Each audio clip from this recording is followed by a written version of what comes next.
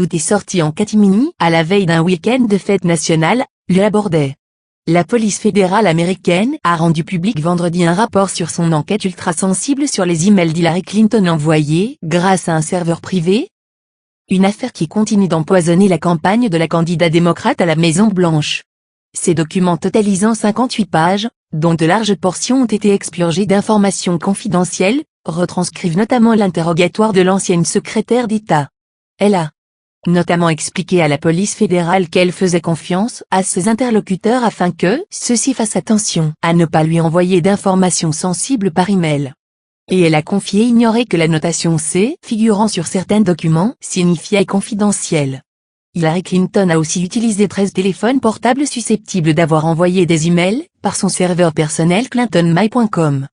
Toutefois, Hillary Clinton a subi en décembre 2012 une commotion cérébrale et souffrait vers le nouvel an d'un caillot sanguin dans le crâne.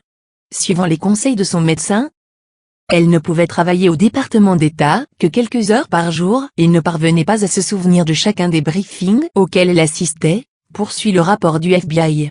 La commotion cérébrale et le caillot sanguin de la candidate démocrate sont déjà connus. Mais l'affirmation du FBI sur les trous de mémoire de la responsable est nouvelle et pourrait être exploitée par le camp Trump, pour qui la santé de la candidate est un nouvel angle d'attaque. Hillary Clinton brigue une fonction dont chaque jour débute par un briefing top secret.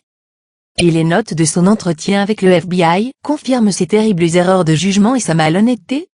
A réagi dans un communiqué l'équipe de campagne de Donald Trump. Les républicains accusent le FBI de complaisance. La direction de campagne de Hillary Clinton s'est de son côté déclarée satisfaite, en assurant que notes du FBI confirmaient le bien fondé de la conclusion de l'enquête. Début juillet, le FBI avait recommandé de ne pas poursuivre Hillary Clinton sur ses emails, en concluant toutefois que l'ex-secrétaire d'État avait fait preuve d'une négligence extrême en installant un serveur privé au sous-sol de son domicile dans l'État de New York. La ministre de la Justice, Loretta Lynch, avait dans la foulée décidé de clore l'enquête sans enclencher de poursuite, après s'être engagée à suivre les recommandations de la police fédérale. Cette absence d'inculpation de la candidate démocrate a ulcéré les républicains, qui ont accusé d'incohérence le patron du FBI, James Comey, et exigé de connaître tous les détails des investigations fédérales d'une durée d'1 an qui ont visé l'ancienne première dame des États-Unis. Soumis à de nombreuses demandes de divulgation de ces documents, non seulement de la part du camp républicain mais aussi de la part d'organes de presse, James Comey a finalement autorisé la publication de ces notes d'enquête. Pour une bonne partie de l'opinion publique américaine, Hillary Clinton a bénéficié dans cette affaire d'une mansuétude en raison de ses relations cultivées depuis le temps où son époux était à la Maison-Blanche.